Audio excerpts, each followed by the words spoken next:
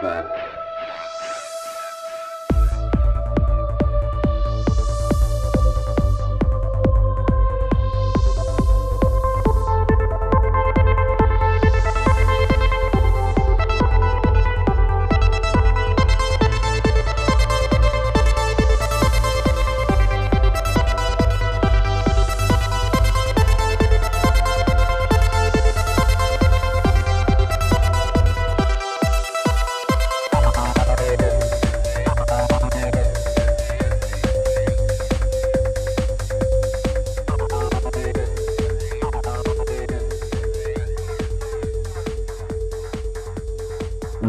What's up? Another episode of Ripple Effect Podcast. Of course, I'm your host, Ricardo Brendes, also known as Ricky Brendes, and a great episode for you today. Today, we have a returning guest, dear friend Robb Wolf. He is a author, documentary filmmaker, researcher, health and wellness expert.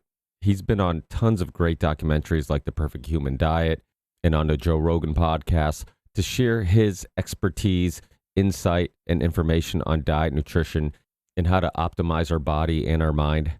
And that's not it. He was also one of the first people to open up a CrossFit gym in the U.S. He was one of the first researchers and authors talking about the Paleo diet. He was also the author of the very important book, Sacred Cow, and also a part of the documentary of the same name. And lastly, but definitely not the last thing on his resume, but the last thing I'll mention is he is also the founder and creator of Element Electrolytes. And as you guys know, I used Element Electrolytes before they became a sponsor. And Robb was a huge part of basically giving you the information that the new food pyramid gives you way in advance. He was talking about dietary cholesterol and healthy fats and protein and the importance of sodium way before that was popular to do so. So he's not afraid to go against the grain. And in today's conversation, we go against the grain. We talk a lot about some controversial topics and share what some might call controversial opinions. And then slowly we lead into the conversation about diet and health and really finish the podcast with a bang with a lot of information. So I know you'll get some value out of this podcast. And if you do get some value out of this podcast, let me remind you, this is a value for value show. If you get any value out of the discussions and guests I bring to you, please consider giving some value back. It doesn't have to be financial. Please rate, review, share the show, subscribe to the show on any of the many platforms you can listen to or watch the Ripple Effect podcast. But of course, if you're in a good financial situation and you want to support podcasts that bring some value and information to your life, please consider giving some value back. You can send a one-time donation via Venmo or PayPal. You can support us on Patreon, and that's one of the best ways of supporting us because it's guaranteed revenue every month. You can check out our amazing merch store, which has tons of cool logos, designs. The print is absolutely amazing. The quality is second to none. The merch store is run by a family-owned business, Ryan Graham from the Independent Review podcast and Big Frog Merch. So it's a great way of getting some amazing merch, supporting a podcast you love, and a small family business. Of course, we also have sponsors, which you can find on our website or in the show description. And lastly, you can check out 36 Music, which is my solo music project. You can find it anywhere you can stream music. All these links and much more will be in the show description, so check that out. Enjoy this amazing conversation with Robb Wolf, and I will talk to you in the next one. Peace.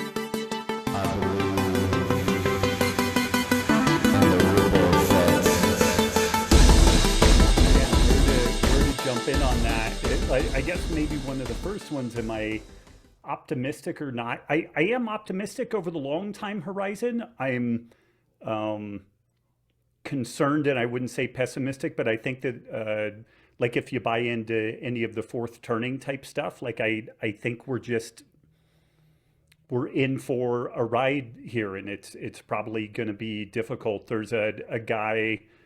He calls himself the Burrico Gato, the bad gato. He's a guy who is from Puerto Rico. Nobody knows precisely who he is, but he's brilliant. He has this Substack called the Bad Gato, and he's really incredibly brilliant. He has commented on a lot of different topics, and he made, everybody loves confirmation bias, and I've been warning for 15 years that this using identity politics as a cudgel, and I really saw it like explode with President Obama. You know, he was the U.S. first black president, and I think that he had an opportunity to either say, hey, look at me, I did it. If I can do it, anybody can do it. And I think that that would have been incredibly motivational and healing and all this stuff. And instead, he decided to use race as a cudgel. And, you know, uh, dude's Harvard educated, you know, on and on and on. But somehow he's still at a loss in this, you know, incredibly racist America. And that, I feel like that just kind of like set this vector. Like we could have gone one direction, but instead we went this really powerful alternate direction where identity politics became the rule of the day. I spent a good amount of time with a Cambodian family when I was learning and teaching kickboxing in Southern California, and they told me about escaping the Khmer Rouge and a really horrific experience with that. And what all of these things like that have in common is that when this Marxist, neo-Marxist kind of ideology starts permeating a scene, it becomes identity politics. And when you had a situation like in Cambodia, where everybody is basically the same religion, the same nationality, the same everything, they figured out the most remarkable ways of distinguishing self from non-self, and they got people to murder each other in the millions, you know, over these things. And I feel like that is kind of the direction that we've gone. And that opened a door for whatever the phenomena is that is Donald Trump and Maha and all that stuff. And I had warned for years, I'm like, hey, you can't use this identity politics the way that you're doing and not expect there to be some really gnarly blowback. And that blowback is going to look like right-wing authoritarianism. And I think we were close to getting some really legit left-wing authoritarianism a la Biden, World Economic Forum, you know, all that type of stuff. But the problem with the left-wing stuff is that they don't know who is the most marginalized group. And so they're always fighting amongst themselves. Like, is it the gays, or is it the trans, or is it the lesbian, or is it, you know, just that group of the LGBT thing fights amongst itself, to say nothing of like color differentials and all that type of stuff. So it's really difficult in some ways for like the left-wing folks to really figure out who's the most marginalized so that they can be the one in charge, and until they start killing each other. And again, we have examples of that through history. But the scary thing about right-wing authoritarianism is it really typically boils down to God and country. And that's a super easy thing to rally behind. And a lot of people think that that is what Trump and Maha is. And I really don't believe that it is, but it's a harbinger for what it could be. And that's some of the stuff that makes me nervous about where things are going. And I think, you know, what do we need to do? I really think we need to quit doing politics the same way that we do fucking team sports. Like we have to like be able to have a conversation. I posted this thing the other day about this guy, the Barico Gatto, and circling back around, he made this case that like all this stuff with Maduro, all the stuff with Venezuela, like for good or ill, Trump and the current administration, you know, kind of mindset of the United States is like, we're going to fully embrace this Monroe Doctrine. We have peed on the territory from Tierra del Fuego all the way to the North Pole that is the Americas, and fuck you to everybody else. And this is a real rolling back of the tape of what has been happening over the last, say, like 20 years. Both China and Russia had just signed like a mutual protection agreement with Venezuela. And it was literally like a week or a days afterwards that we went in and did this thing, and nothing happened. It was like a serious kind of like, what are you guys going to do? And again, I don't want to get into like it was that a good idea or a bad idea because of Iraq and all these other things. Like I have some nervousness whenever the United States starts doing regime change. Like I don't know that we do it particularly well, but somebody did point out that the regime change in Panama, which was Manuel Noriega, that actually ended up going well. Like when you look at pre-intervention, post-intervention, like Panama has done quite well since then.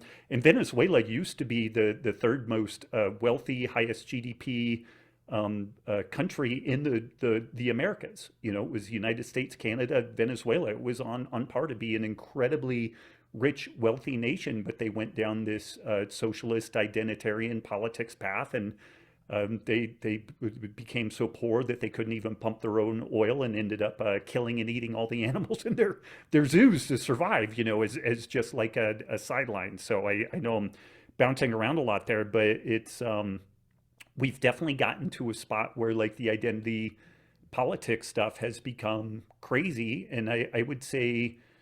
Uh, uh, I had hopes that the people on the right hand side of the column would be better about that, but they've lost their minds in their own way too. I still think that the left side of the column is a little bit crazier still, and this gets people really mad. But it's simple stuff like 2 + 2 being 5. You know, like that was like a thing for a while. Not being able to define what a biological male or female is and stuff like that. And again, there's a really great book, and I'll shut up in a minute, but there's a great book called, oh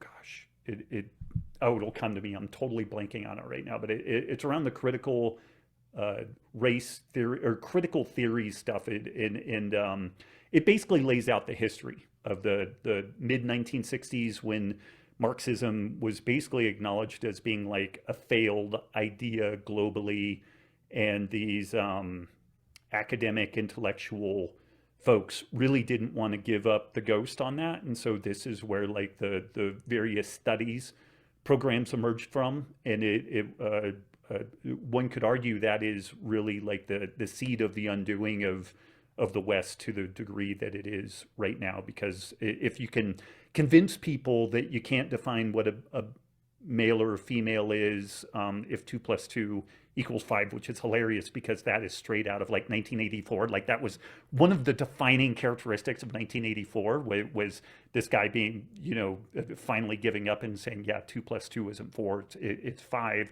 And this was something that was trotted out as part of like mathematics is racist type thing. Like that's gotta go. Like that just, and what part of another thing that a guy's post he made, there used to be liberalism, and that turned into progressivism. And the progressivism lost its mind. It has like very little basis in reality. And I don't just say that spuriously. It's like literally their models of reality are ridiculous. Like they do not comport with reality. And you can't, that would be like driving blindfolded or trying to perform surgery while blindfolded. Like if you want to be able to interface with the world in an effective way, you need a model. There's a saying that all models are wrong, some models are useful.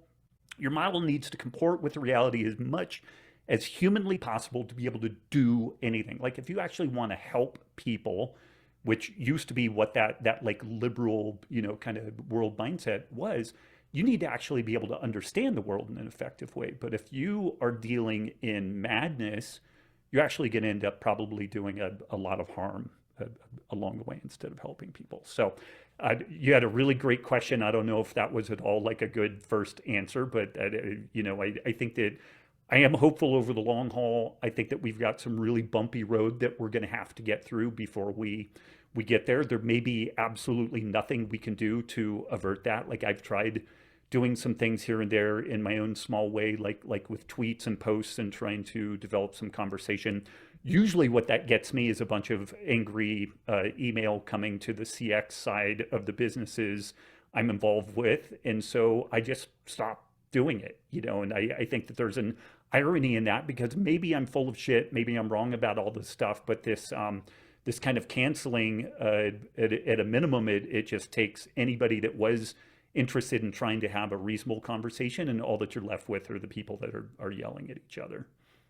No, you're absolutely right. And that's why I have such appreciation for people like yourself who have established businesses, and you could have a justification or use I guess the argument that, hey, I'm not going to be outspoken about these things I believe in because I don't want to hurt our businesses. I don't want to hurt, you know, and I've had Kane, Glenn Jacobs, Mayor Hmm. Glenn Jacobs on. Um, uh, he was awesome, and I gave him so much credit for during COVID being such a superstar that he is with a huge WWE following. For him to be outspoken the way he was, I've had John Stockton on multiple times. Another one who, I'm a huge basketball guy, and to have him on and just knowing how outspoken. I mean, he was considered like the rest of the sports world were kind of laughing at him, calling him like the crazy conspiracy theorist, ex-athlete, and he's a great basketball player, but he's crazy type of thing. And yet they kept, they were outspoken anyways. And if there is any optimistic way of looking at how things trend, it does seem like if you're okay with putting your foot in the fire first, that eventually everybody else will get there. But you just have to, you're the one who has to touch the stove first and check if it's hot and have the courage to do it and make sure it's safe for everybody else. And my kids have never been vaccinated. I know your kids are homeschooled. My son's 10, my daughter's 9. Uh, it's much more acceptable of a conversation today than it was, like 20 years ago when I'm arguing with people before I even thought about having kids and bringing up the conversations of like, hey, do we really need all these? Do we really need all these this young? Do we really need a Hep shot for a newborn? So it's like I got to wash my hands to touch the newborn because they have a sensitive immune system, but it's okay to just shoot them up with a Hep shot. So all these weird things and you know one thing that I constantly tell people, I'm like, when something doesn't make sense, it's not because sometimes you're too dumb to understand it.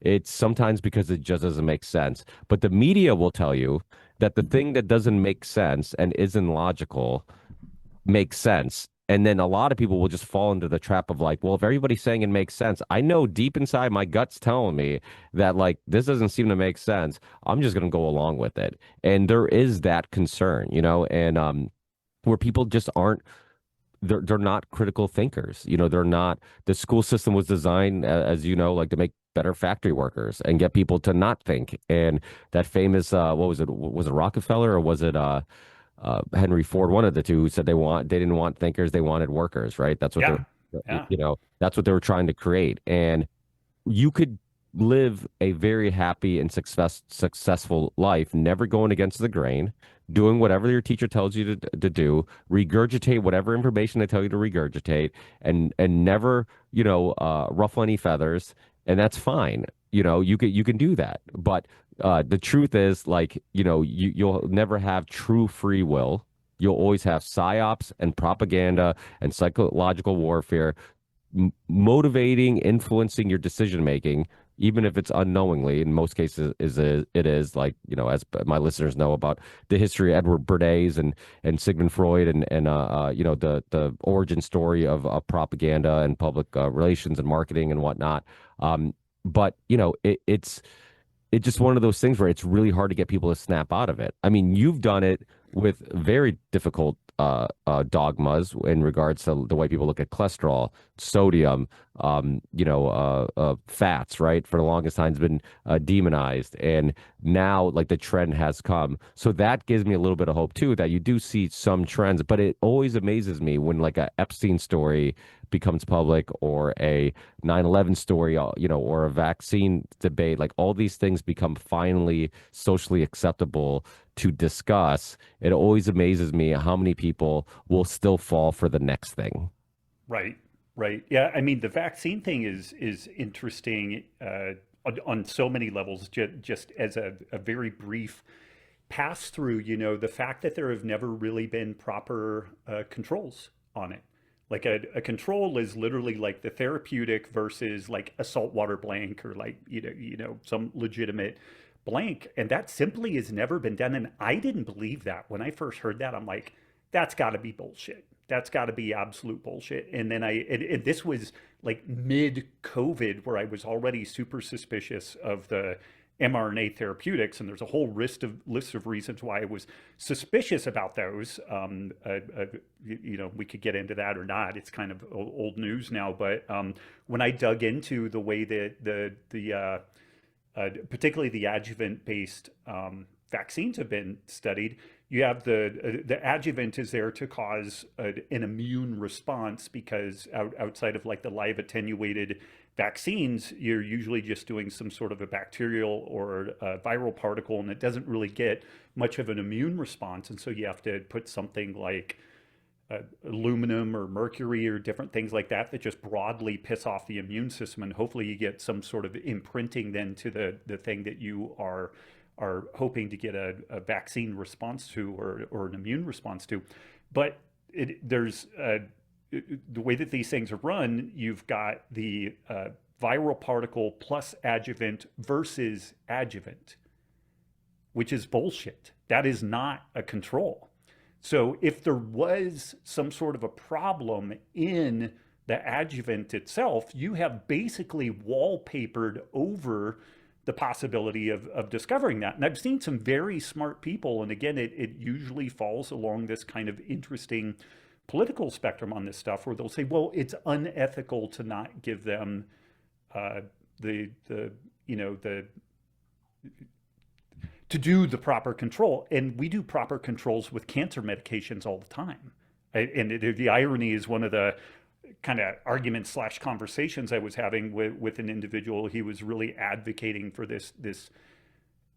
It seems crazy. I just can't make heads or tails of it. But he's a smart guy, and he presents it very convincingly that it's unethical to not give some sort of something to these kids or individuals when you're vaccinating them. And I know that this guy lost his sister to a form of breast cancer, a very aggressive form of breast cancer. And I said, well, chemotherapeutics are tested against blanks, and for a reason, because we need to know whether or not the therapeutic is more dangerous than the goddamn disease.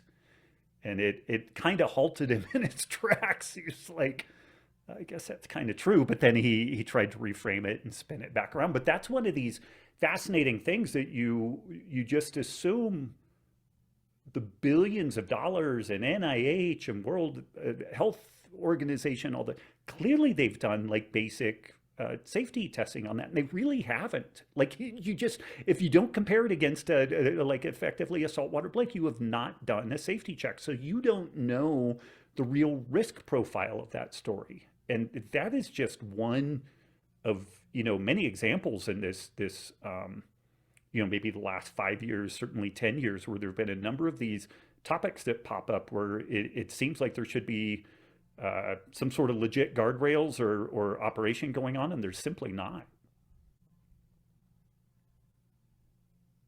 Yeah, that's the thing that's a little bit, I think, a really good social experiment, and it shows the power of propaganda, just how the vaccine debate, it's been, or the vaccine stance, public stance on the topic, has been so ingrained in us that when even you speak with full logic and research, it's almost like you're shattering somebody's worldview, and they just can't resist but to resist your logic and your opinion. And it just shows the power of social engineering. When you look at like giving kids something, you just assume like there's no way this can be harmful. Well, we could never live in a world that's so evil that we would be mandating vaccines to newborns that we haven't done a proper safety study on, right? And then it doesn't take long before you do a little bit of research to find out that there's so many things you should be questioning. Everything from the vaccine court, right? Like, why was it established? What happened since, right? Once they lost all liability, how the vaccine schedule just kept inflating, right?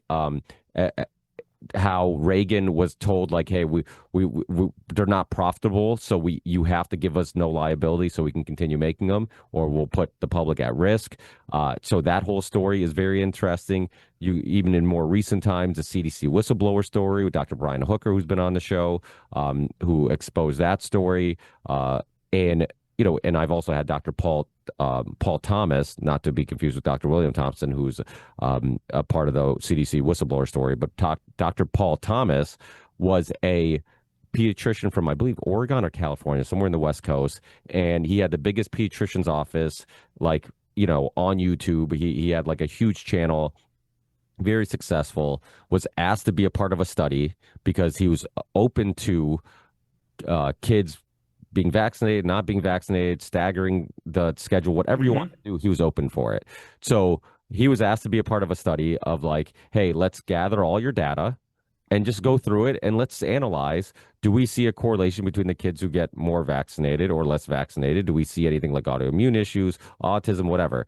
And after the study, consistently, the more vaccines a kid had, the more likely they were to have health issues, to go to doctor visits and whatnot. And then they pulled his license, Right.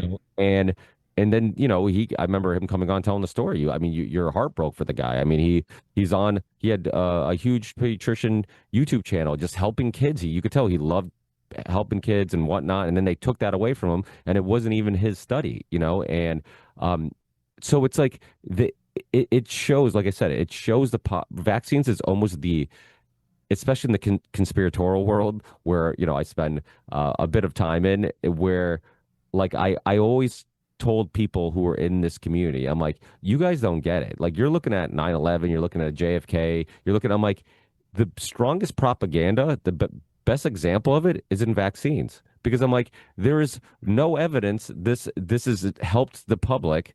And actually, there's the opposite thing. There's plenty of evidence proving that we could be harming people more than we're helping, and yet everybody just buys in. And if you even question it, people will look at you like you're a crazy person. Like, you just said that you believed in reptilians, like, which, who knows? I mean, maybe that might be real too. I mean, I think we're changing our opinions on a lot of different things, but do you agree with that? And again, it's similar to sodium, cholesterol, all these things. They're all examples of, social engineering to some extent. Yeah, and I mean, I suffered from it, succumbed to it. Like, I was willing to champion this notion around like maybe fats broadly, and even saturated fats are not quite the boogeyman that we think.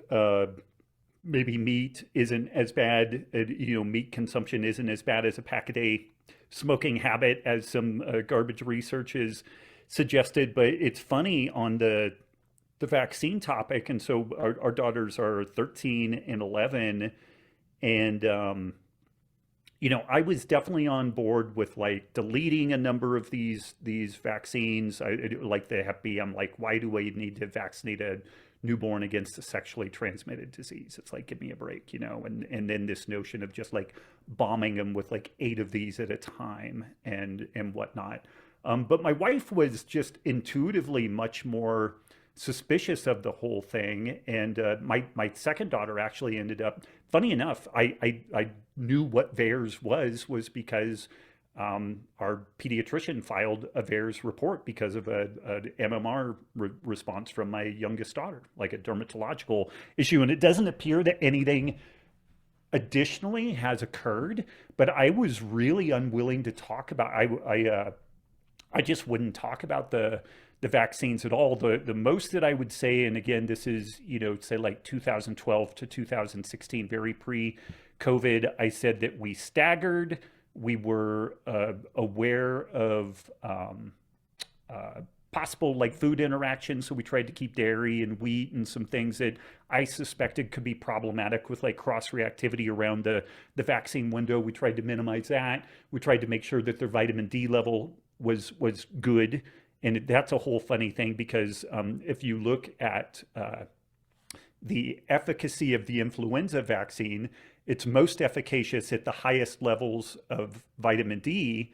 But when you have the highest levels of vitamin D, you don't fucking get influenza. So that whole thing is funny. But, so I had these, I wasn't mainstream, but I also wasn't like a vaccine denier, as they would call you. Because even then, it felt like almost career suicide to even question any of that stuff. And I felt like I was being about as avant-garde as I cared to be, while still maintaining a career. So there was a point even for me where I think it took COVID for me to step back and be like, okay, fuck it. What have I got to lose? I'm going to really dig into this. And I looked at this stuff with a completely fresh set of eyes. And the funny thing with the way that COVID went down, now there's a group of people that are more like they want to take one vaccine a day every day the rest of their lives just to prove that they're safe and effective and all the rest of that stuff. And good, God bless them, go do it. Like, you go be achieve and do that stuff. But then there's another cross section of people like myself that I think were largely on board. Like, I wanted some other guidelines. I wanted to be able to delete some things if I wanted to delete them and stuff like that. But I was largely still on team vaccine until the shit went down. And then I looked at it with a completely different set of eyes. And now you would be hard pressed to find somebody who's more against them than I am, So they really, like, I did a hell of a turnabout there, and it became this thing where it's like, okay, I'm getting canceled for everything. I'm getting canceled for being male, for being straight, for being white, for being married, and being a breeder. So fuck it. Why not add one more thing to the list? And this is some of the problems of the politics as team sports. If you push people into a corner and you make them a devil for simply existing, then it's kind of like, I got nothing to lose. I'm going to throw everything at this other stuff now. Yeah.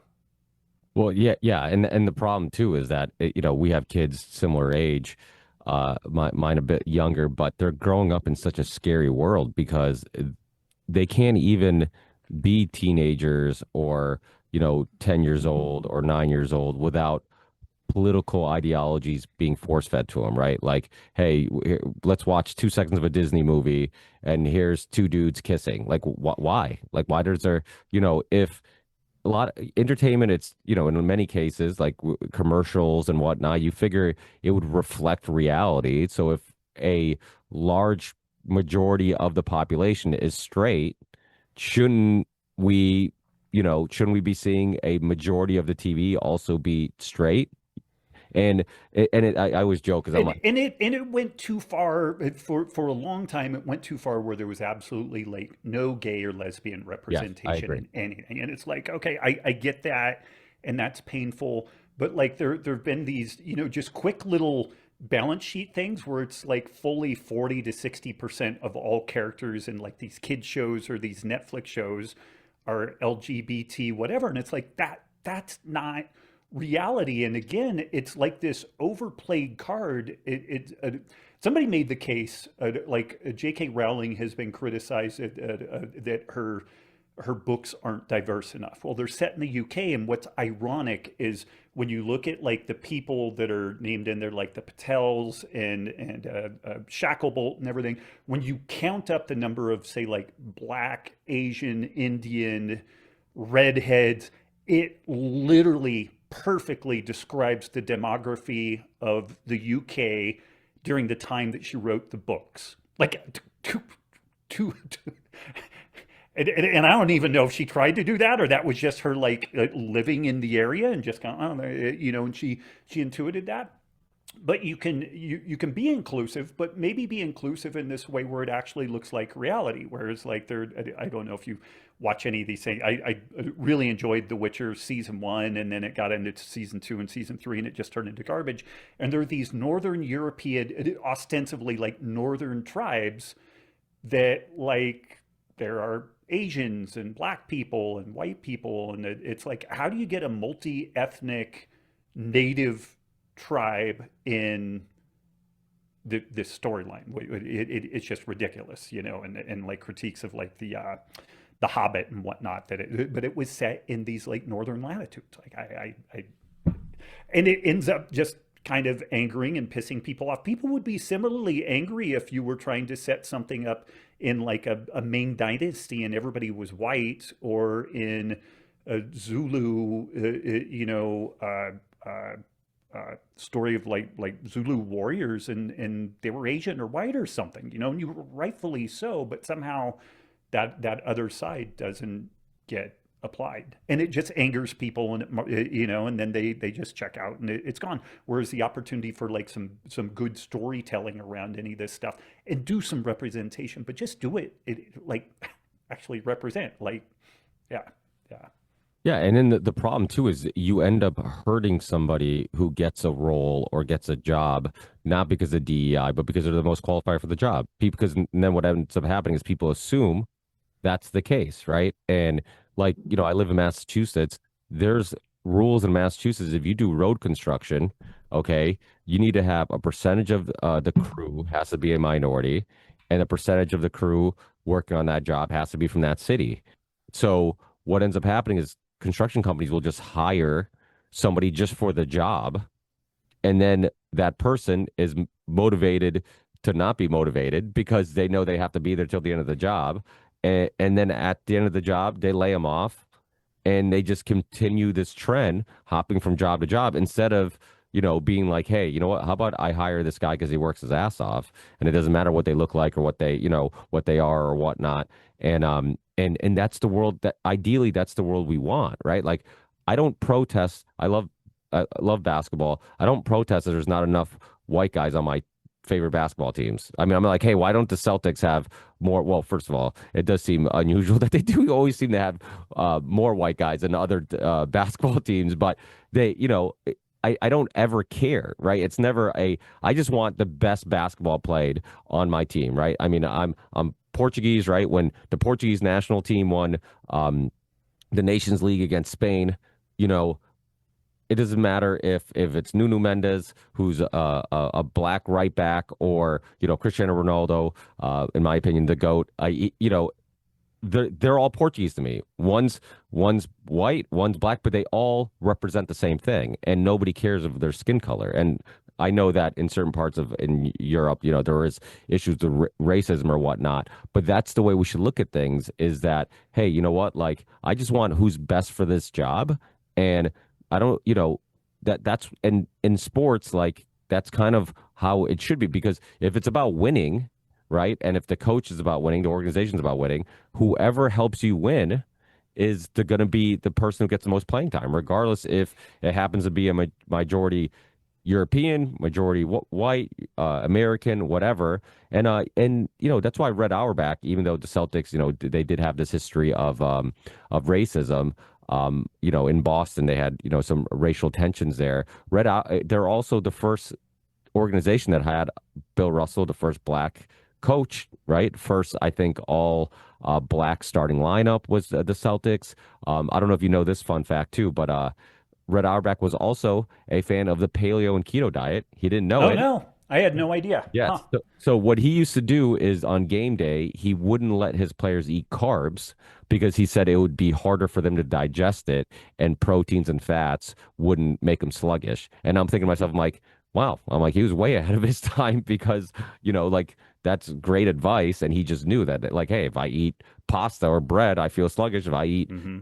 fats and proteins, I don't. So, but that's the ideal world we want, where you just do it. Now, what ends up happening is it does create tension, and you create these things like I mentioned, where somebody gets a job, and then you're always going to get the jerk who's going to be like, yeah, it was probably DEI. And then it's unfair to the person who earned the job, right?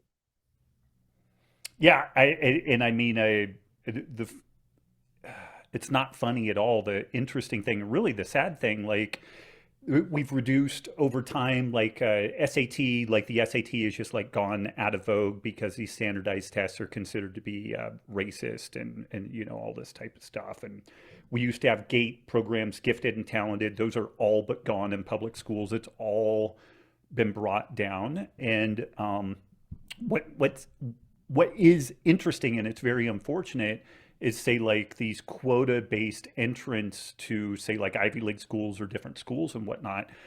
If the kids aren't prepared, the kids are not prepared. And so what you have is you have a greater influx of certain demographics versus others, and you also have much, much greater failure rates.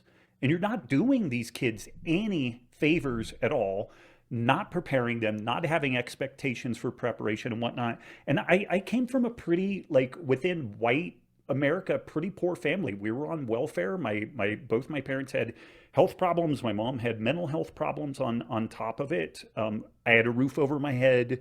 I didn't experience overt hunger, but beyond that, like, pretty poor. Like, there were points where we had to walk to the store and carry the groceries home because the car was broken, and we didn't have a car, and there was an Uber, and we didn't have the money for a taxi and stuff like that. So, uh, but the message that I got And the funny thing, I didn't get it much from the family because poor families have this self-perpetuating, kind of like crabs pulling the crabs back into the crab pot. The message I got, though, was that I could do anything that I wanted to do, but it was on me to do it, and there were people there to support me, and there were, and they believed in me. And instead of empowering all kids, and if they're poor and they're of a minority where there are disadvantages and it's understood, do we do them a favor by telling them you need to work hard, or do it, what benefit are we doing with that? So they're just now starting to reinstitute SATs as a major factor of getting into various colleges and whatnot. They're reinstituting there's starting to be some rollback. Like I think like the elementary and high school public school scene is going to be the last to change, unfortunately, where we might actually get some legit standards put back in, and like some gate programs and stuff like that. But it is really hurt kids. And again, I'll use myself as an example. I didn't know quite what I wanted to do out of high school. I had an interest in science, but I honestly, I didn't know quite what I wanted to do. I had horrible study skills. Like the stuff I liked, I did well in, but the stuff I didn't like, I didn't do. I went to junior college and just kind of waffled in that. I didn't really know what I was doing. I was chasing girls and doing martial arts. And it wasn't until I hit like a human physiology class that I really, really enjoyed. And then I hit a biochemistry or an organic chemistry class that I just absolutely fell in love with science and chemistry and physics and all that stuff. And I went to the tutoring center. I'm like, it got some books on like how to learn, and it found really great tutors, and went over to the psychology department and like talked to people like, how do I learn faster? Like how, and not just like for an exam, but so that it is woven into my DNA. And I got really fucking good at chemistry. Like I still think to this day, I have one of the highest organic chemistry. Like there's a standardized test at the end of the year. I had one of the highest scores that the university had ever had in that. And it was because I loved it and I lived it and breathed it. All of the chemistry courses I took, I did, usually they'll assign like odd numbered questions, today, and odd numbered or even numbered questions tomorrow. I did all the questions in that book, and I usually ordered a textbook or two more that my professor recommended, and I did all the questions in those books too.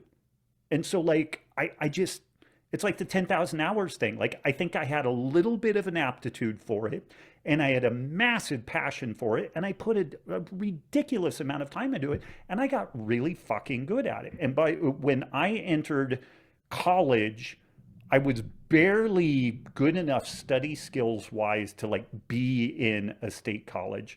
And when I was done with my undergrad, I did so well in chemistry that I could have gone to literally like any Ivy League doctorate program that I would have wanted to go to. But I had to grow into that. Had I just been thrown into like had I gone to UC Irvine or Purdue or something like that as an undergrad, I would have gotten annihilated. I was not prepared for the rigor of that thing. But over, a 6-year period of my 4-year degree took me much longer than 4 years to finish. But by the time I was done with it, I was a really excellent student, and I had great skills and understanding in the subject matter that I was in, and I had learned how to learn. I was ready to fucking go do anything else that I wanted to do. And that is not what is being done, but especially within these marginalized groups, And so this is, again, one of these kind of interesting things. It's like, do people arrive in the world with fewer advantages and stuff? Yeah, but like, I'm slow twitch naturally. I wish I was fast twitch naturally. I would have loved to have been a basketball player. I'm 5'9", like I'm slow twitch, but you work with what you're given, and you just work your balls off and do the best job that you can. And I think that is the message that we tell people. And yeah, it's hard, and sometimes it's unfair, and you just try. Then the other piece of it is you derive the satisfaction out of the process. I like some of Jocko's stuff that like, discipline is freedom. The work is the point. When you figure out how to derive freedom from or satisfaction from the process, then it's remarkably liberating, and you can live a remarkably happy, fulfilled life doing a wide variety of things. And we're not telling people that message generally, and we're certainly not telling it to the most marginalized people that I think would benefit from that message the most. Oh, without a doubt, and I think it does start with the youth. I coach both my kids in soccer and basketball, and uh, I'm a bit of a tough coach because I want, and I do want the kids to have fun, but I think what's fun is us being competitive in everything we do, us winning as a team, enjoying those wins as a team, um, getting better by the end of the season as a team and as individuals, and taking life lessons that you can then use in other journeys in your life from that sports journey, that basketball season, that soccer season, whatever it may be. And sports is one of the few places where you can, because it's like that saying, hard times make tough men, tough times, So it's like, okay, well, our kids are probably in the cycle where, the tough parents are now making weak kids, Hmm. and it's like, okay, well, how can I have them live a more luxurious life than I lived without making them softer, and Right. still giving them the toughness that got me here in the first place. Yep. And sports is one of the few places you can do that without having to, live in poverty, without having to, physically abuse your kids or whatever, or mentally or physically, traumatize them.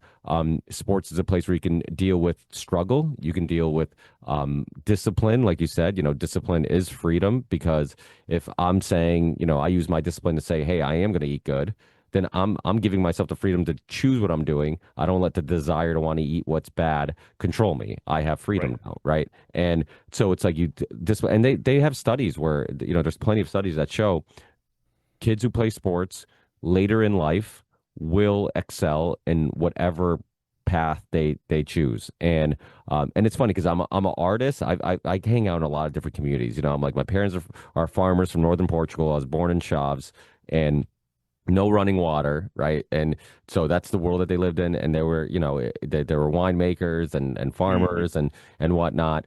So I get that like old school farmer perspective. I get the American perspective. I grew up playing music perspective, so I know all the artsy people who are a bit too emotional and then don't take criticism well, but then I also know the sports people, the athletes who, I played sports with, and they're much thicker skin, and stop being a wuss, get up, the type of thing.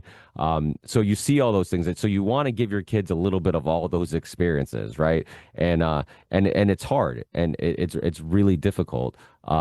How do you balance it all? Because I'm sure you have similar struggles where it's like, hey, how do I don't want my kids to have to walk with the groceries from the store home, but how do I give them those same life lessons and that toughness that help me get through the bumps in the road we will eventually go through? Yeah, it's a good question, and it's funny. Parenting is one of the things I'm the most grateful for, and it's also one of the things that freaks me out the most because I hate no-win scenarios, and every once in a while, parenting feels like a no-win scenario where you're just like, I don't know if I'm doing anything right here at all. Um, And you don't know until later. That's the scary. I think it was Brian Callen who said this once. He's like, we're all going to traumatize our kids one way or another unknowingly. He's like, yeah, we just you try to do it as minimal as possible. This idea of like we're learning it as we go, and you can't really take advice because it's different individuals with different circumstances, different environments, different personalities. So it's like you're doing what you think is best for your kid, and then you don't know, like, hey, is it's almost like the Catholic schoolgirl thing. It's like it can be counterproductive, where it's like yep, growing up, it's like all the Catholic schoolgirls when they were out, they were crazy because they were like right, animals. So it's like their parents thought they were doing the right thing, but and then it end up, biting them in the ass. So it's like, as a parent, I'm always thinking the same thing. I'm like, okay, am I being too tough, too lenient? Should I have more rules, less rules? Should I push them? Should I not push them? And then it's only later in life when we reflect, we'll be like, fuck, I might have messed that up. I should have handled right, it differently, right. So it's like the consequences are so large that, yeah, I get the same type of anxiety as you get of overthinking sometimes, how to handle situations. Yeah,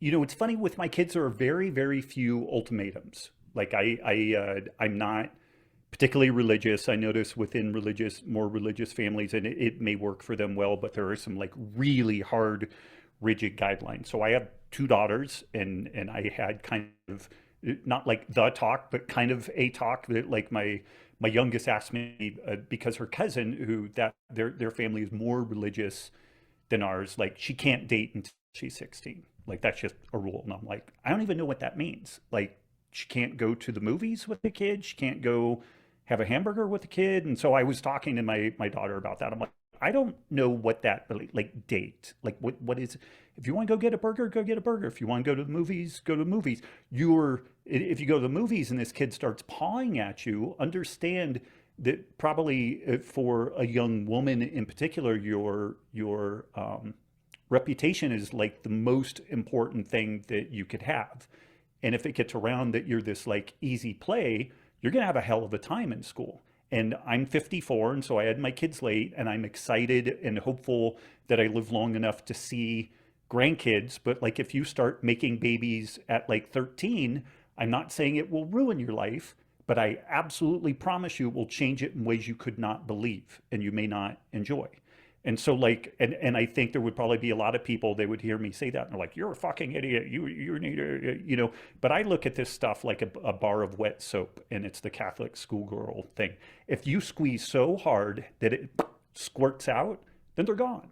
And so I try to have real conversations with the kids where instead of like rules, understand that there are consequences to decisions, and this extends to just like food. It's like, hey, you guys know that if you eat a hunk of protein, then do some fats and some veggies, and then you have some carbs, you feel really good. And I'm not saying don't ever have pizza or don't do this or don't do that. But my kids now, like they'll go out to get pizza and they'll order like a side like chicken breast and split it between the two of them and have some protein before the pizza. And then they don't feel like shit. And their friends are kind of like, what's going on with them? And like my daughter's the only ones that aren't like overweight and stuff. It's just but they've imprinted this. And I tell both kids, I just had a conversation with the older one a few days ago. I'm like, I don't know how hard I should push you. I just don't. Like there are parents out there that like whether it's athletics or it's academics or whatever, and they're just like, you will be an A student, you will do this and you will do that. And I guess it kind of works. I see a lot of resentment there, and I do push them. The main thing that I try to get them to do, I'm like, the outcome is somewhat arbitrary. Like if you're in a group of 100 people, and it just happens to be 100 like amazing people, an A in that class may literally be impossible. Like it may be. I remember I did an engineering graphics class, and because I have essential tremor, I have a really terrible handwriting. Like I'm never going to be like a really fine line artist, or it's just never going to happen. I worked harder in that class than I have ever worked in anything in my life, and I got a C minus because my handwriting absolutely sucks. But I also worked harder in it than I literally have worked in any other class. So there are situations where you get so outcome oriented. Will you win the game? Will you win the match and stuff like that? That I think from a more reasonable kind of Zen perspective, the question is, did you do your best? Did you work as hard as you possibly could? And sometimes you don't necessarily, know what that is. But like, I have one kid that's really into piano, one kid that's really into drawing and whatnot. And I'm just like, just do your best. Like work until you think you can't work more, and then work a little bit more and try to figure out what the edge is. And the outcomes are the outcomes. I think where you can make kids crazy and you see people, it's funny, they become very high achievers. They're like, I must win at all costs. I hate losing, and I get that stuff. But they also, these are the people who they do a stellar, professional athletics career, and then they're an alcoholic and they're completely unfulfilled because there's no more dragons to slay. They didn't realize that the dragon to slay is your ego and just being in the experience of life.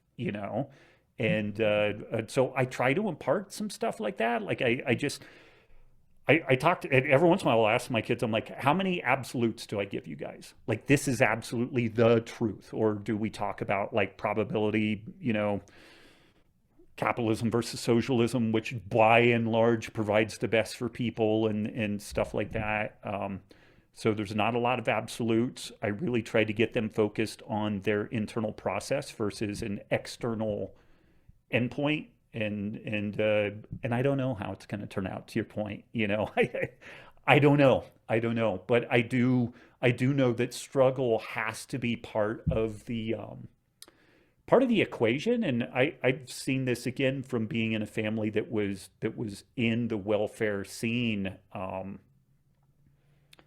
You see an interesting phenomena both with the very poor and the very rich, that like if you're very very poor but you're in this welfare scene, you don't really have to go out and struggle. Like, there is struggle associated with it, but you're not slaying dragons, you're not creating things in your life, you're just passively receiving. And I think people, when they become very very wealthy, one of the challenges that emerges is kind of like, well, I guess I don't have to struggle anymore. This is part of the reason why wealthy people continue to do other projects, is because time on the beach is great, time with family is great, but like you still need creative outlets, or something in you dies, or it is left dormant, and it's really poisonous to an individual. And I think it's poisonous to a society when you do that stuff. So yeah, we want our kids to have better than us, but they also need enough struggle that they're not broken because they didn't learn how to struggle. And I don't know the perfect formula for that. Like, I think it's something you just have to be aware of and working towards, to try to get that outcome, to create the opportunities for the kids to struggle. And again, to your point, athletics, and I think music also, music, art, athletics are these things that uh, maybe you are the best one in the world, but like it's a lot of work to get to that. And there's always somebody there that can take you down a peg. And I love wrestling and grappling arts for that. I don't think there is any other athletic endeavor that is the pressure cooker of wrestling specifically, and grappling more broadly, because you may be the most stud grappler ever, but you roll against somebody who's 40 pounds heavier than you, and you're going to get fucking worked. And when you lose in front of a whole crowd of people. I really enjoy the camaraderie of team sports, but there's something unique about the pressure cooker and the experience of winning and losing solely based off of what you did. Did you give up? Did you make a mistake? You can't blame a team member, or whatever. It's just you. And it's funny, the SEAL team spent millions of dollars trying to figure out what people needed to do preparation wise to be successful making it through selection process.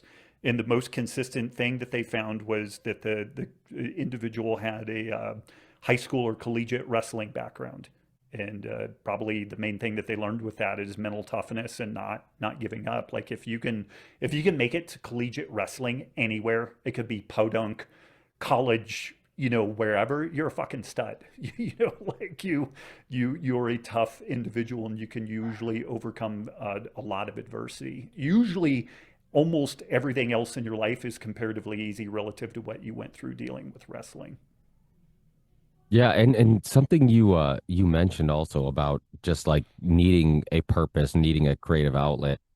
We saw with COVID where people who hated their job eventually could not wait to go back to work, Hmm.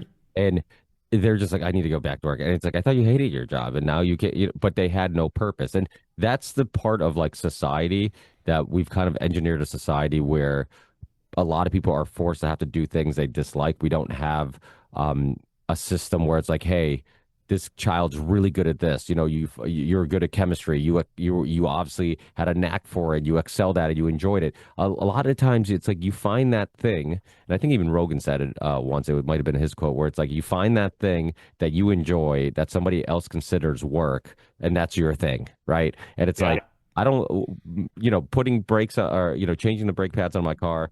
is work for me. But I have a buddy of mine who it's his full-time job and it's his hobby to work on cars. And so it's like that's his thing, right? And it's like everybody has their thing. You find that thing you enjoy. And the problem with the school system is that, it's one size fits all. It's like, oh, you're not paying attention. You must be a vocational kid. Let's throw you out of vocational school. It's like, oh, okay, maybe, or your class was boring and this energetic kid was struggling to stay still in this boring class, just like most energetic parents would struggle to stay still and paying attention to that energetic class. So it's like, yeah, it's without a doubt, it's like we have to remold our society to where we don't look at kids for being different or being into different things as a flaw. Like, hey, you don't want to pay attention to math class. It's like, no, let's look at it as like that's what makes them unique. We should celebrate their uniqueness and say, hey, like if they really enjoy this, let's push them in that direction and let them find a career path in that realm, that community of career jobs that revolve around that passion, and they'll end up being much happier adults instead of most of us being told like, hey, just go to school, pay attention, don't worry about being happy or what you enjoy doing, just do these things, and this road will lead you down a path that will be the destination will eventually be happiness, and then you get Yeah. there and you're like in a material world of like just buying things you don't need to keep yourself, working for the weekend, and then you're medicating with drugs or prescription drugs or whatever, and then we're wondering why everybody's at the edge of losing it. Right, right. I talk to my kids about that, and I do. The flip side of that is that sometimes your real passion, like it might be hard to make a living at that. Like I have a nephew that loves hunting, loves fishing, and he's had some ideas around like being like a fishing and hunting guide and stuff. I'm like, people can do that, like, but also sometimes when your passion becomes your work, it can kind of suck. So it's like the flip side of that is like, what's something that you could make good money and you like it well enough, like you don't fucking hate every day of it, like you like it well enough, you can do it.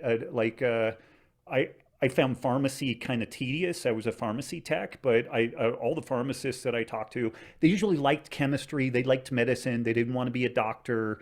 The pharmacy, I would talk to them like, it's a little tedious, a little repetitious, but I work 3 days a week and then I go hunt, fish, art, whatever. And they had a super great life. And so I do think that there's a flip side of that, that sometimes if you've got a passion that's going to be hard to monetize, or maybe monetizing it might destroy the love and the passion, then find something that pay you well, and or maybe you build a business so that you can, then you're not doing it, trading dollars for hours and all that type of stuff. Not everybody's cut out to start a business though, too. So like that's a whole other thing. But I do talk to my kids about that. And again, I tell them, I'm like, I don't know what the right answer is for you, but there are options out there. Maybe you find a passion that you're able to turn into work. Maybe you find work that is good enough or tolerable enough that affords you shitloads of leisure time to be able to pursue your passions. And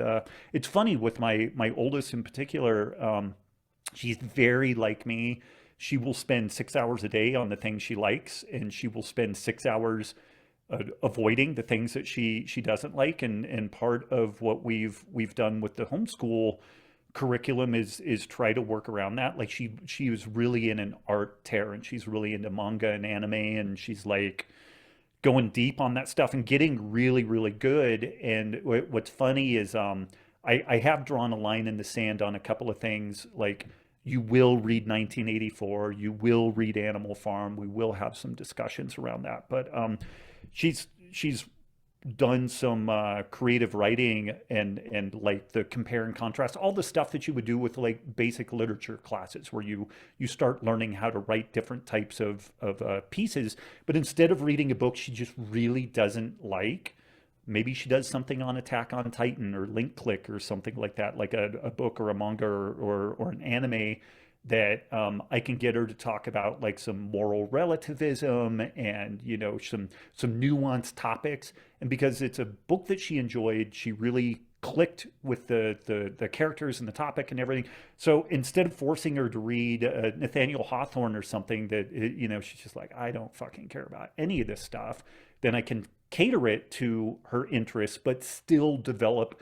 And I made the point to her, and they understand this now. The reason why you need to be able to read and write effectively is you have to be able to take in information, process it in an accurate and hopefully creative way, and then at some point you're going to be communicating that out to the world. 2 times when we've bought houses, it was in a really tight market, and people wanted a written letter about why we wanted the house. And like both times, it was my letter that was the distinguishing factor for us getting these houses in these really tight housing markets. And I kind of bragged about it a little bit to my kids. The New York Times best-selling author wrote the letter that got us the fucking house, and so this is why you guys need to be effective communicators. There will be something in your world where you need to communicate effectively and maybe creatively and wittily or whatever.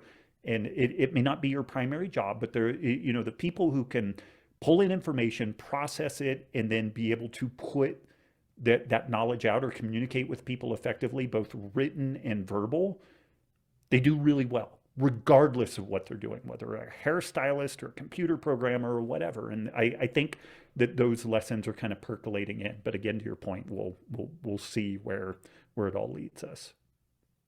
Well, that's and that's a very important topic, communication skills with the younger generations.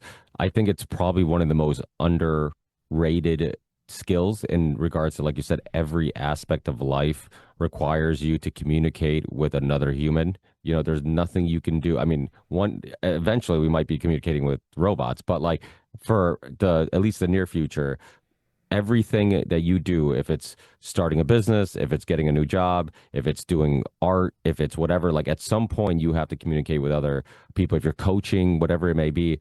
And that goes a long way. Understanding how to listen to others, understanding how to meet them in the middle, understanding, your desire to want to understand other people's perspectives, knowing how to verbalize, like you said, verbalize your own perspective and ideas without, offending others and whatnot.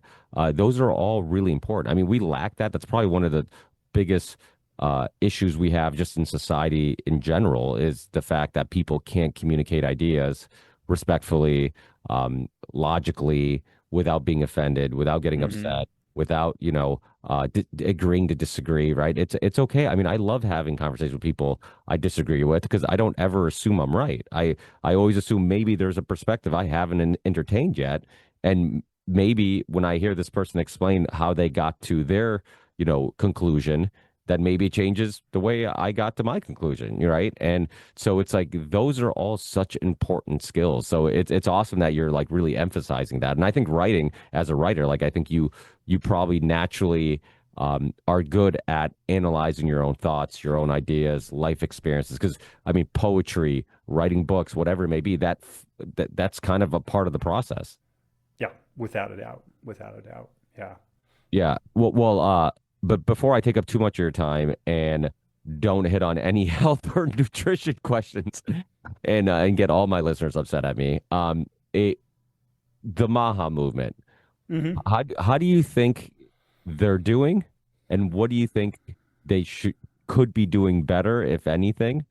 And what's your thoughts? Is there any hope that this could be the type of movement that we people in like ourselves in this community that really are looking forward to, like changing just the worldview on so many of these topics, like sodium, like we talked about, dietary cholesterol, all these things, vaccines, whatever it may be. Are you hopeful? Are you disappointed?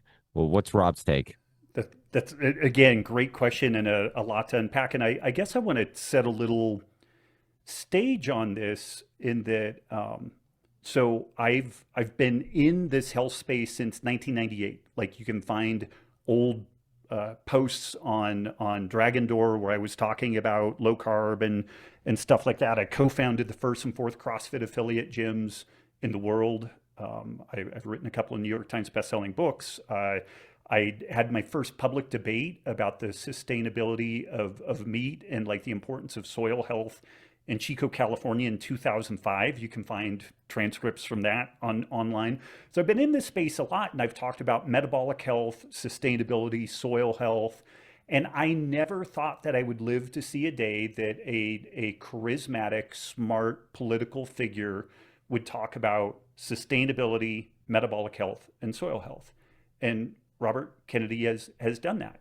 He has talked about those things and talked about them at a fairly sophisticated level. And so when he was in the initial like runnings for the Democratic side of the presidency, I was pretty on board with the guy. And I know he's super controversial because of his vaccine position. And this tends to be like a one and done thing. The people who take issue with Kennedy 99% of the time, like they are on a different page with regards to vaccines broadly, and then they're done. Like there is no more thought, there's no more analysis, no more anything. He's just persona non grata and like fuck that guy, you know. So early on, I was very supportive of him, even when he got brought into like the MAGA as Maha. I was optimistic, and I articulated that, and you would not believe the amount of like angry emails that came into the Element CX, the number of people that would like, there were Reddit threads about this, that the founders of Element are right-wing Nazis because they support Robert Kennedy and all this stuff. And it was really, it was super frustrating because it was kind of like, well, fuck you guys, because I've been doing this for like 25 years, going on 28 years. And I've been doing all of this material at a high level. And that doesn't mean that I'm right, but I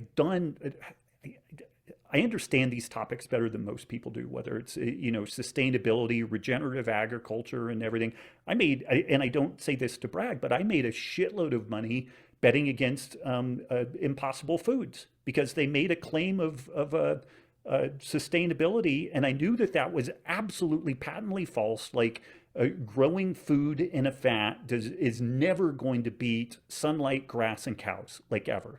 And so I shorted them and I made generational wealth off that stuff. And you don't do that just by accident. You do it when you understand the way a system works, period, And so I have these people that just like assailed me, that I had the temerity to have hope that this fucking guy, Robert Kennedy, would be interested in metabolic health, sustainability, and soil health. And that's where I had hope. I didn't say he was a messiah. I didn't say he had all the answers, but I was like, this is really impressive. This looks like leadership. Like I did a tweet. This is what leadership looks like, because the shit he was talking about looked really good. And my God, the amount of times that got thrown back in my face. But when I would talk to these people, I'm like, I arrived here because I'm hopeful that he's going to do some things beneficial to metabolic health, the sustainability topic, and understanding the importance of soil health, and do some stuff like that. What are you pissed off about? And it was inevitably his position on vaccines. I'm like, okay, let's say he's 100% wrong on vaccines. Can we fight against that and then support this other stuff? And it would, occasionally people were kind of like, I kind of get that, but I'm like, you are incapable of any type of change. You're saying that there could be a topic that you don't agree with, the vaccines, and a bunch of these other topics that ostensibly you do agree with, because you are inevitably people from like paleo, keto, low carb, CrossFit, like they're very health conscious people that you know for a fact that if you hold their feet to the fire, they are interested in these other topics. And there is literally, like, look up the previous secretaries of Health and Human Services. Like, this is what I look up the previous 5 people and see what they looked like, one, and what they stood for, 2. And you tell me that those were better options than RFK was, and you're going to again make it solely off of the vaccine thing. So that was my hope. I don't know if this has become a deal that the Goliath was just too big to slay. It looks like there's at least some movement that I think is beneficial on reducing the childhood vaccine schedule, which again, that's a schedule. That's the stuff that people are being hounded for. If you want to go vaccinate your kids to the nth degree, nobody's going to stop you.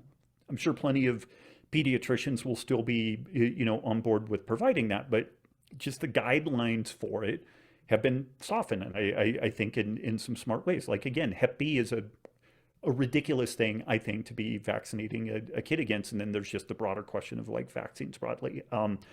I am the crazy guy that is not. I don't think that seed oils specifically are like the devil's excrement. I think the problem with seed oils is they inevitably come tied to hyperpalatable processed foods, which are really easy to overeat. And I think that if you're eating, like I've seen people like Paul Saladino, who I like the guy, but I think that some of these folks just like terrorize people.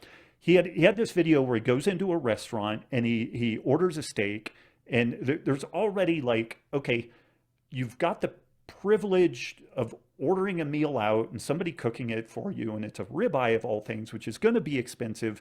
And he basically brings the chef out and like berates the person because they use canola oil on the grill, and he wants them using coconut oil or some other like, paleo approved fat. And I'm just like, we have a whole cross section of people in the health space that are majoring in the minors. Like they are terrorizing people about this stuff. And again, I think there are people out there that will swear up and down that like a Costco muffin, the problem is the canola oil in it. Not that it's delicious, not that it's 1,400 calories, and it's virtually impossible not to eat the whole goddamn thing in a sitting. And I'll ask them, I'm like, do you think if we use butter or tallow in this thing that there's going to be a different outcome here? Oh, absolutely. And I think they're insane with that. Like, you're still going to eat the whole fucking thing. It's still going to taste great. Are seed oils problematic? Yeah, they are. But it's like, if you are eating minimally processed whole foods, you don't really get that many seed oils. And so he went kind of hard in the paint on seed oils. I think that was a mistake. They've really gone after like natural flavors.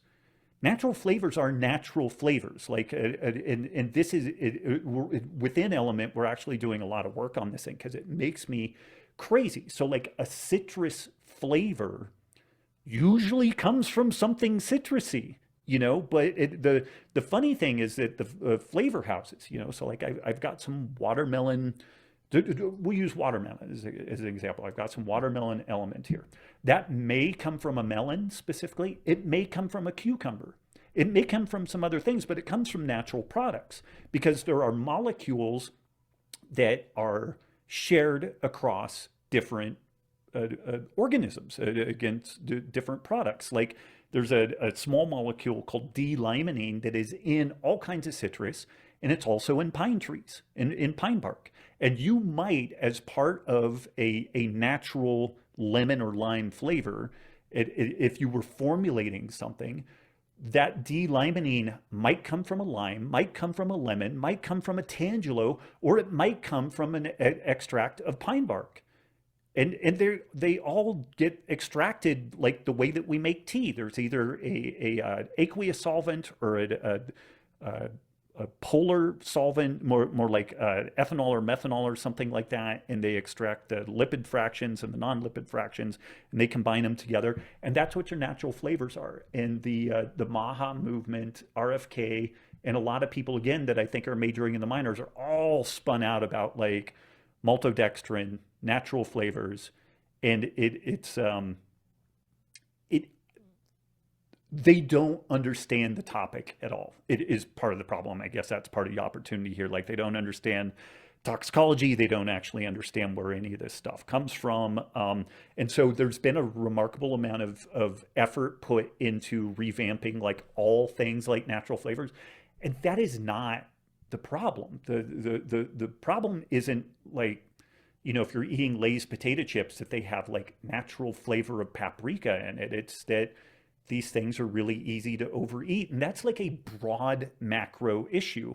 And part of the problem is where I think that they could have really had profound impact on all this stuff, and I don't know if it would have been within his scope though, is had we gutted farm subsidies for the underwriting of hyper palatable, highly processed foods, we could have really changed things. Like the fact that an apple is more expensive than a Twinkie only exists because farm subsidies make the underwriting of junk food artificially inexpensive. Like that junk food should be far more expensive than what it is. And I think that was a missed opportunity. It looks like some of the SNAP benefit stuff is going to get updated so that like colas and things like that are not part of SNAP benefits, which I there's so many stories of like babies that are getting Coca-Cola put in their bottle because it's part of SNAP benefits, you know. And there are people that are enraged about that because they're in like the body positivity movement, and they're like, no food should be off limits. And it's like, you people are idiots. You're literally hurting the most disadvantaged people in our world because they're already disadvantaged, and now you're ensuring that they have poorer health than what they would already have. But But isn't that a good argument to be made? I agree with you that they definitely shouldn't be included, but I also like the trying to fix the problem by educating people, right? Instead of like forcing them to have to cohere to any ideology, right? So it's like, don't you think that one of the problems, or at least what potential solution is like, hey, let's educate people to how harmful this is, and how to stay healthy and all the benefits of eating right, exercise, vitamin D, vitamins, all these things, and then hopefully they'll make the right decisions. I think in an ideal world, you hope for that, but the reality is like education really doesn't work well. I've sold a lot of diet books, but they don't do much of anything or move the needle. I am really wary of kind of government interventionist type stuff, but like Mexico is a pretty good example. They put some pretty stout taxes on sodas to dissuade consumption of soda because like the Hispanic populations, both in Mexico and the United States, absolutely waylaid by metabolic disease and type 2 diabetes. And it moved the needle.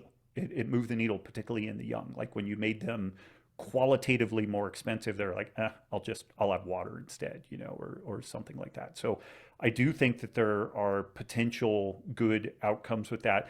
The danger, I think, to your point, like there was a long run there where it was like butter and meat and things like that. Those were the things that they wanted on the chopping block.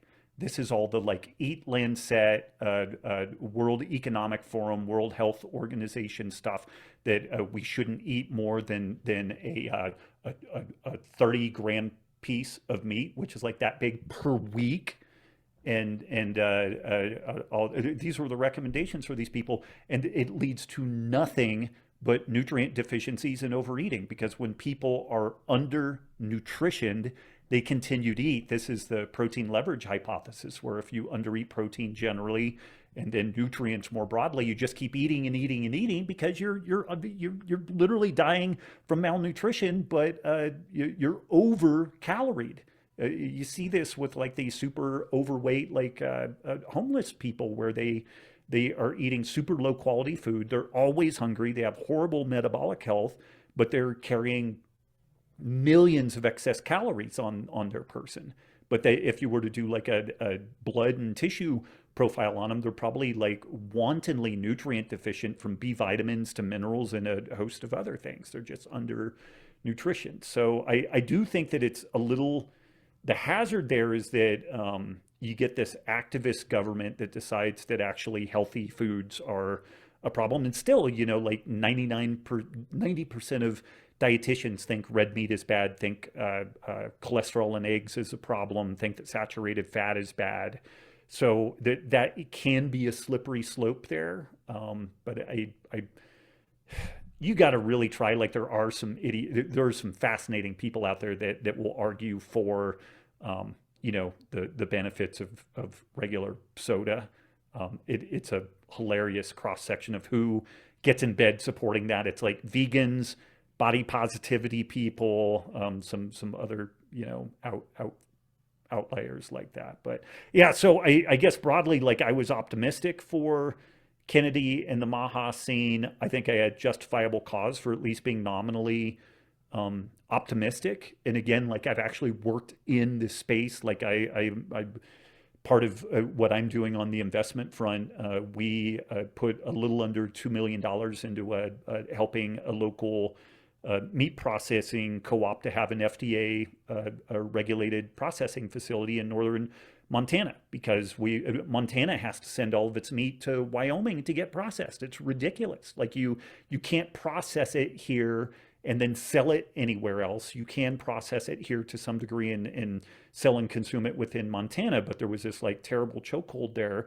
So I'm really actively involved like in the food production system, from the soil to the way that meat's getting processed and stuff. And so when people come at me and they're pissed off that I was just optimistic that this dude that could talk about everything from metabolic health to soil health, that they think I'm ridiculous for it, it's kind of like, well, fuck you guys. Like I get pretty spicy and prickly about that. And again, I don't know if RFK and the whole scene didn't understand things to the degree I thought they did, if just like the tide was too strong to go against on these more macro levels, and so they went after seed oils, they went after natural flavors, like they went more base hit versus home run. I don't know, but I am kind of underwhelmed with the ultimate outcome. I would still argue that they're doing better broadly than anybody else has, because they're not actively demonizing meat and butter and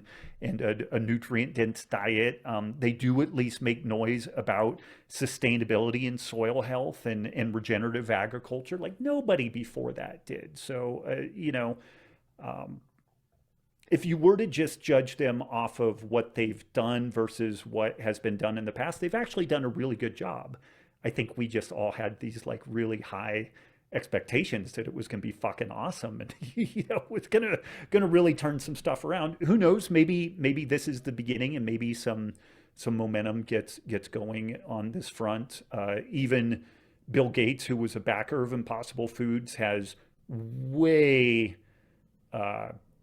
backtracked on his doomsday predictions around like climate change and whatnot, and that we need to focus. We have far more pressing issues to contend with than that, and that has been one of the big like underlying lies supporting like these plant-based meat alternatives and everything. And so I think the air has completely gone out of the room on that. So maybe as that narrative changes, maybe we're able to shift focus in some other areas. So I guess if I were being objective, they've probably done a pretty good job. I think they're wholly misguided on the natural flavors thing. Like I just can't even believe, like if I had a chance to talk to him, I'd be like, what the fuck are you doing? Like, and run through this. The seed oils, I'm also like, just demonize highly processed foods. Like you don't have to go specifically over seed oils. It's like these highly processed, hyper palatable foods are just broadly a problem. Like, and call it a day. When you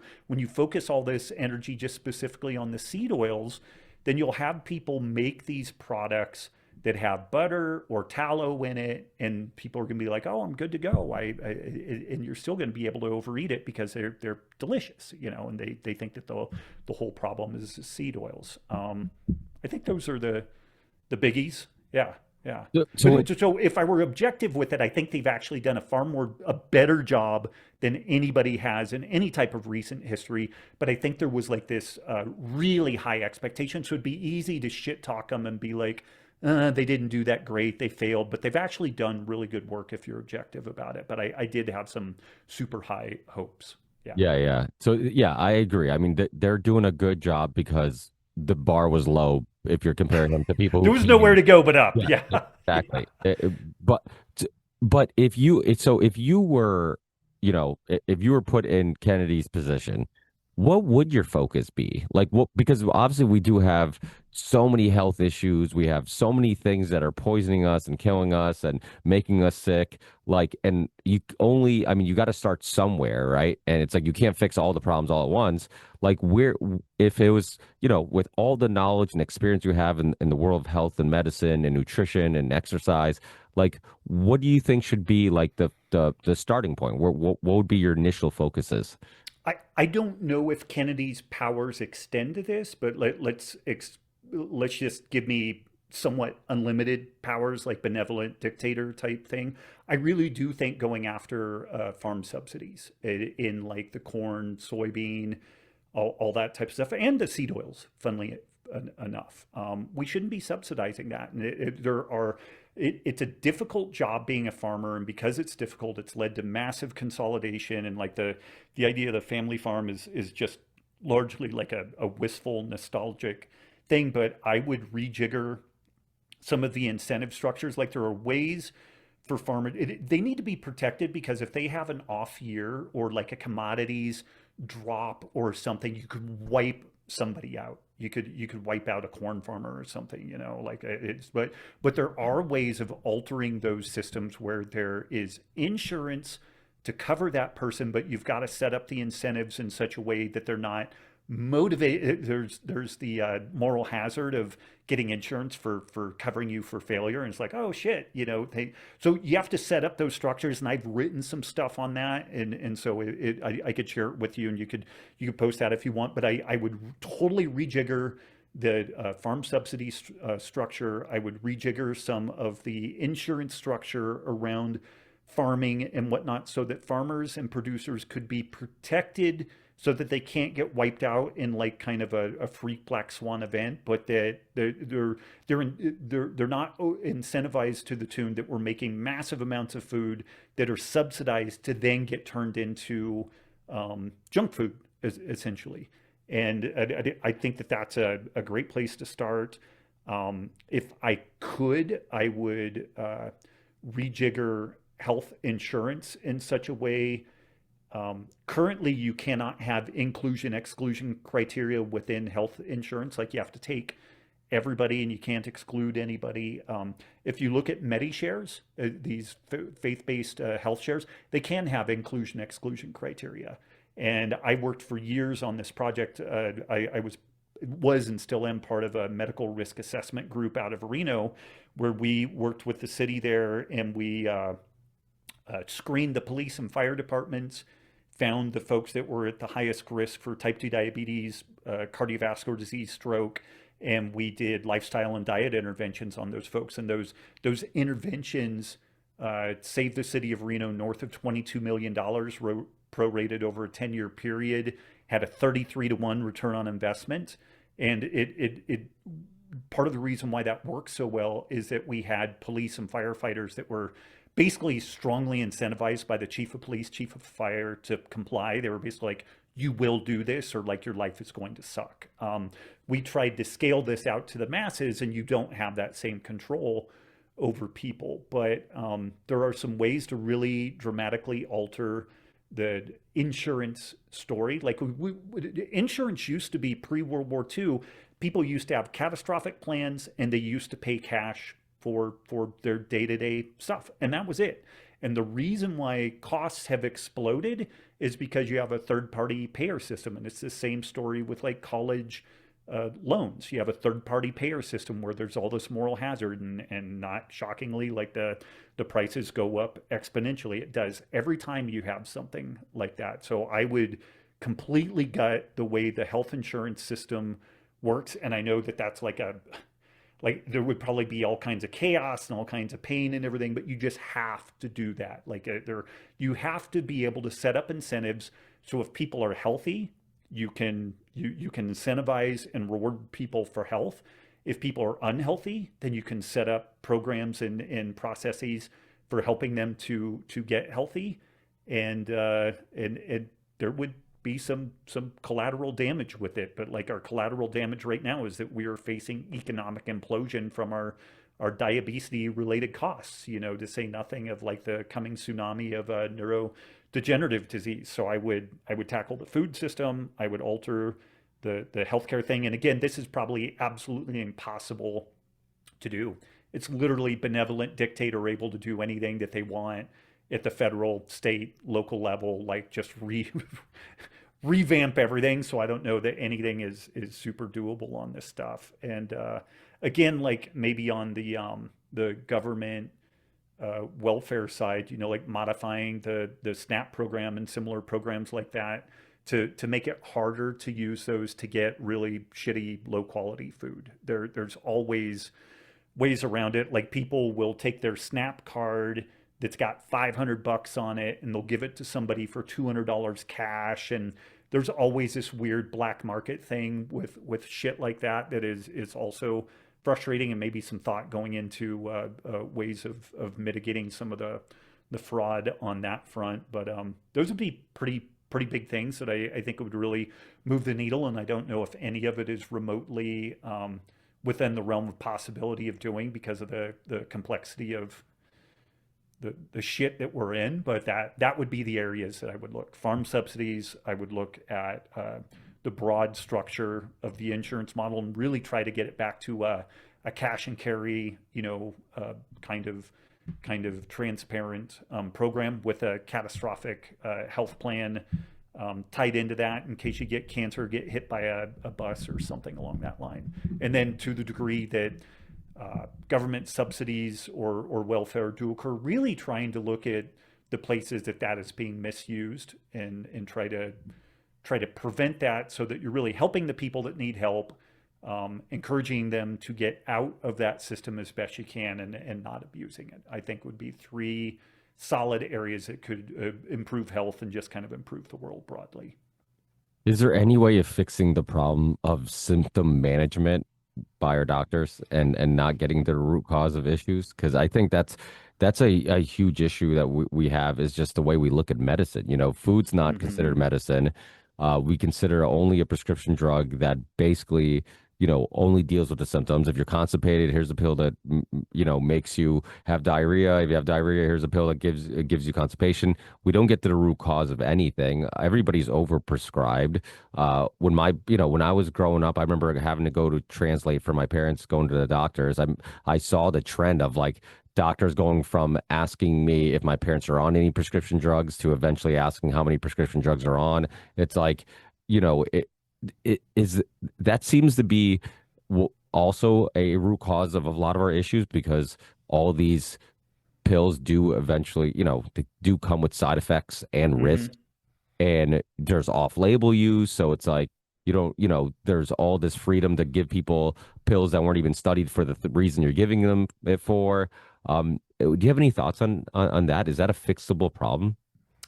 So I think, and I've had a fair, interface with both sides of this, with being in a medical risk assessment program. We deal with insurance, we deal with the providers, we deal with the patients, and we're kind of almost like a fourth entity outside of that, trying to optimize all of this stuff and dealing with the idiocy that exists within all of this.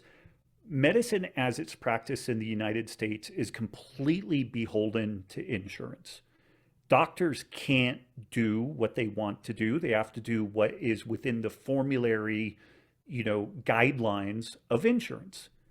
And insurance aren't fucking doctors, and they don't really know medicine. And so there's a really misaligned incentive there. And this is, again, where the payer should be the boss, right? And so if the insurance is the payer, then they're the boss. And so you have given up autonomy as medicine to this entity that, maybe has best interests at heart, maybe doesn't. What's really fascinating, you look at like waiting lists and can you do this screening and do this and do that. And when you deal with any type of cash and carry concierge medicine, everything's on the table. Like, do we want to do a full blood panel and, do this? And yeah, it costs money, but like where do you go to get root cause shit figured out? With concierge medicine, with people who are not in the system. And so if everybody paid their doctor, then you would be in charge. And it's not being formularically driven by the insurance companies. And this is again where you just have to like do something shockingly, dramatically different with the healthcare system. And people will say, well, you need to go to like the Canadian model or whatever. This is that on steroids. Like if you want to talk about formulaic stuff and not being able to get to root cause, go to the single payer system, and it's even worse. I was just watching this video on a woman who served like 15 years in the Canadian military, is partially disabled. She was applying for a wheelchair ramp for her home. And they said, we don't have the money for that. This is like a 32-year-old woman. She's still young. She's a mom. Still productive, but like she just needs a fucking wheelchair ramp for her house. The Canadian government said, we don't have money for a wheelchair ramp, but we will, you are eligible for our MAID program, their assisted suicide program. And that is the penultimate place that single payer socialized medicine ends up. Because it is always cheaper to kill people than it is to fucking care for them. And if you can't, and that'll make people mad, but it's like, it is simple goddamn accounting. And go spend an afternoon in a veterinary clinic if you want to push back on that, and see how many animals come in that could be saved with usually pretty nominal interventions. And the people are like, it's just not worth it. And maybe they even love the animal or whatnot, but it was like, it's just not worth it. So if you put any type of a premium on human life, then you have to do something other than a single payer system or a third party payer system. There are some models like the Singapore model, which is an HSA based thing where if you are working, then pre-tax dollars go into a health savings account. You use that to then go shop around and get the medicine that you want. Poor people are able to, they're given money from the government, so there is welfare there, but it's in a health savings account that they still get to make the decisions with how they divvy that money up. And if they get a job, then they don't lose the money that was in that account. This is another thing, like we have all these misaligned incentives. Once you get on welfare, if you don't have the incentives aligned, then it's like, why would you get off? Like life is generally easier. We talked about that a little bit. Like there's the actual like joy of life that's an important thing. But I do think that if you want anything approximating root cause medicine, you've got to get insurance out of the driver's seat. Like doctors need to be able to do longer than 10 and 15 minute office calls and stuff like that. And if people say, well, it's gotten so expensive. It's gotten expensive because of a third party payer. And this is where like it just becomes this rope-a-dope and this roundabout where people, and I'm going to sound like a dick, but people are so ignorant of the way that markets work that they don't understand that if there's competition, the prices will come down in this stuff. Like when we were doing, and we still do, this medical risk assessment test, there's this thing called the LPIR score, the lipoprotein insulin resistance score. When we were doing it 15 years ago, I think the per patient hour cost, oh gosh, it was like $1,100 or something. It was pretty expensive. The per patient hour cost today for that is $50. And do you know what? Insurance doesn't cover that test. But broadly, that is not broadly a test that's covered by insurance. So it's been existing within the market, and these people want to offer it, these people want to offer it. And so the cost on it has plummeted over time, whereas things that are wholly tied into insurance, like to do a CBC, a complete blood count or something like that, like you can end up being on the hook for like $2,000 or $3,000, and it should be like a $15 or $20 test if it's a market-based thing. So you just have to change all that stuff. You have to change the payers, put the patient back in the driver's seat about how and where they're getting their care. The doctor needs to be able to do doctoring and actually care about the outcome again. Like if they suck as a physician, then that'll become known and people won't go to those folks. And I think the only thing worse than the third party payer system that we have is the single payer system. But people are all enraptured with it and think it's just the end all be all. And when you're young and you're not consuming anything out of the healthcare system, it's great. Like if you get some stitches or something, you manage to make it into the doctor to get that addressed. It doesn't cost you anything. It's great. That could be a really expensive emergency room visit in the United States, which is dumb. It shouldn't happen that way. Like minor medical issues should be comparatively inexpensive. But again, we have insurance in the intermediary there, which drives up the costs on all this stuff. There's a great book called Healthy Competition by the Cato Institute, and it's a little out of date now. It 15 years old at least, if not a little older, but it's really good. It describes a bunch of this stuff and, where we see market-based interventions, things tend to get cheaper and better. Like LASIK eye surgery and stuff like that. By and large, it's gotten cheaper and better over time. Yeah, I mean, obviously, when there isn't any competition, like at your RMV or any government department, your service is going to suck because they're competing Yeah. with no one. And so, without a doubt, having the ability to compete. I mean, hospitals don't. They make up their prices. I mean, in many cases, that there's been people who've investigated how they come up with their pricing, and it's all just like it's magical. They just come up with a number, and most people don't shop around, and so there is no market. It's like if I need, a surgery, I'm going to go wherever my doctor recommends it, or whatever the closest hospital is that I'm forced to go to, or the ambulance brings me to, and because of that lack of market and competing, they can charge what they want. So, yeah, that is a issue. I mean, these are complex issues. I think we are trending in the right direction in regards to, just a lot of these issues and people becoming much more open-minded to having these discussions. I think you have been a huge help in that. Like I said, I've been, as you've been on the show a bunch. I've been a fan of yours for a really long time. Remember seeing you in documentaries like The Perfect Human Diet and many other great documentaries in the past. And I think you've done, even though you think people don't listen, I tend to disagree. I think that all just your appearances on Rogan, your Sacred Cow documentaries, your Paleo books, you've done your Element, right? I mean, going against the grain, investing in a company where its primary electrolyte was the most demonized out of all the electrolytes. Like Right. that was kind of risky. Yeah. Yeah. But it's funny. There is massive opportunity. It's not always easy to do, but this circles back to like that betting against plant-based meat alternatives. If people can find a spot where the consensus is here, but when you dig in, you think reality is here. The bigger the gap there, the bigger the opportunity for financial outcome, and both that sodium electrolyte piece. And it's worth mentioning, like when Gatorade first launched, it was a gram of sodium per serving.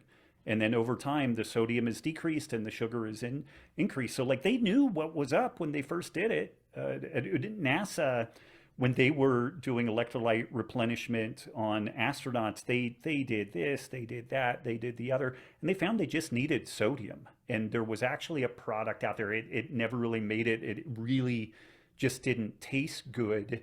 But they played off of the whole NASA thing that all you need is sodium, all you need is, on the electrolyte front. And it's funny, I knew that literally the reason why potassium and magnesium are in there is I was like, nobody will believe this if you just put sodium in it. Like that stuff, it's fine, it's good. Almost everybody needs some magnesium.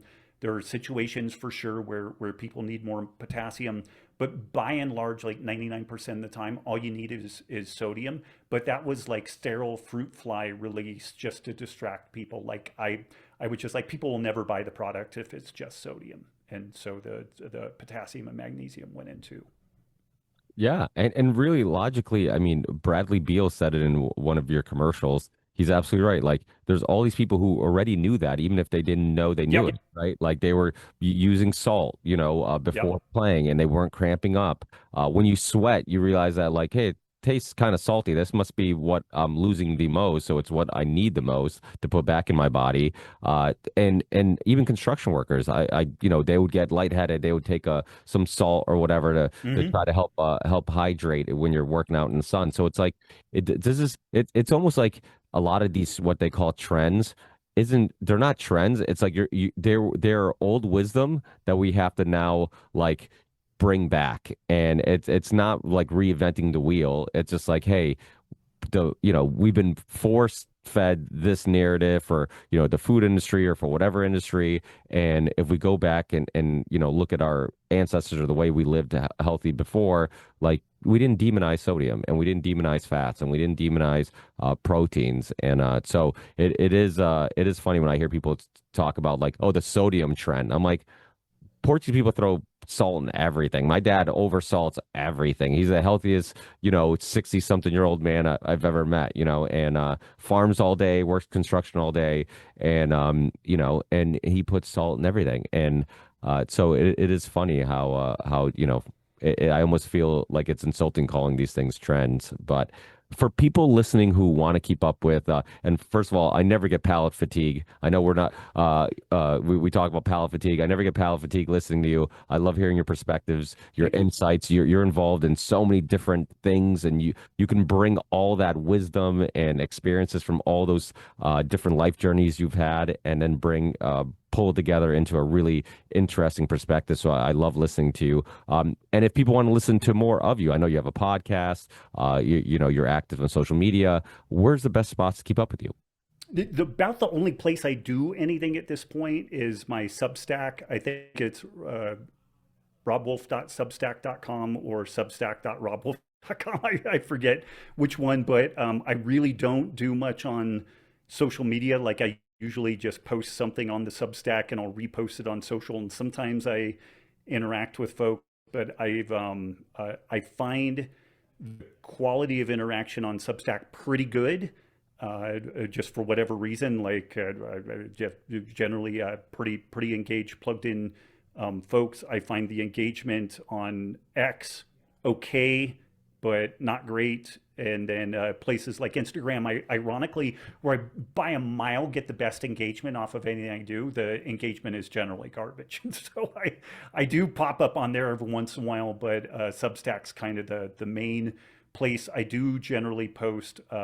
Like if your podcast comes up, I'll post it there. My own podcast, which is called The Healthy Rebellion. We haven't done it in like 4 months, but we will get back after it. My wife and I just do Q&A on that. Usually Q&A is like the paid premium part of access to people, like Peter Attia and stuff like that. But I do the best I can to help folks. And so they'll write in questions about a variety of topics. And then I do my best to track down an answer or two for what the question is.